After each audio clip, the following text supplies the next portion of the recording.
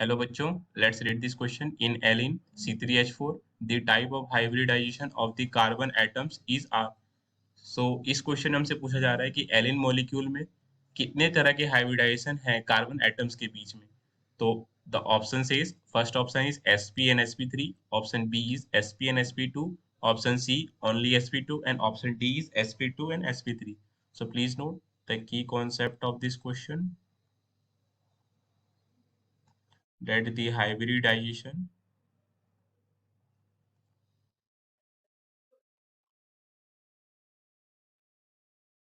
can be found by finding the steric number of central atom. और steric number हम कैसे find कर सकते हैं? Steric number is given by the sum of bond pairs and lone pairs. तो अगर मैं इस मॉलिक्यूल को ड्रॉ करने की कोशिश करूं C3H4, तो ये कुछ ऐसा दिखता है, C double bond C double bond C, and यहाँ पर से दो हाइड्रोजन अटैच होते हैं.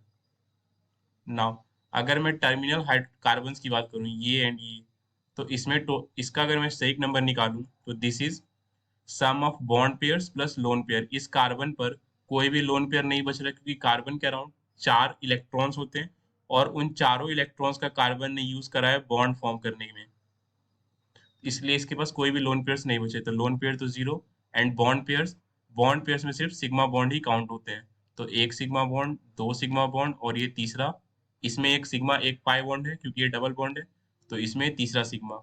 सो टोटल 3 सिग्मा बॉन्ड्स हुए, तो 3 बॉन्ड पेयर्स, इसलिए इसका स्ट्राइक नंबर 3 आया. और स्ट्राइक नंबर 3 के करस्पॉन्डिंग जो हाइब्रिडाइजेशन की वैल्यू आती है, दिस इज sp2.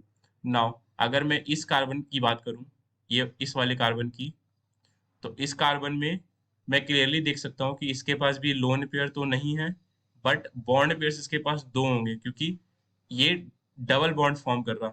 ये डबल बॉन्ड इधर से एक सिग्मा बॉन्ड यहाँ पर होगा और दूसरा सिग्मा बॉन्ड यहाँ पर होगा, क्योंकि एक डबल बॉन्ड में एक ही सिग्मा होते हैं और एक पाई बॉन्ड होते हैं, और बॉन्ड पेयर्स में सिर्फ सिग्मा बॉन्ड कंट्रीब्यूट करते हैं. तो दोनों डबल बॉन्ड मिलाकर हमें 2 सिग्मा बॉन्ड्स मिले, इसलिए बॉन्ड पेयर्स भी 2 और स्टेरिक नंबर की वैल्यू भी 2. और स्टेक नंबर 2 के करस्पॉन्डिंग जो हाइब्रिडाइजेशन की वैल्यू आती है, दिस इज sp.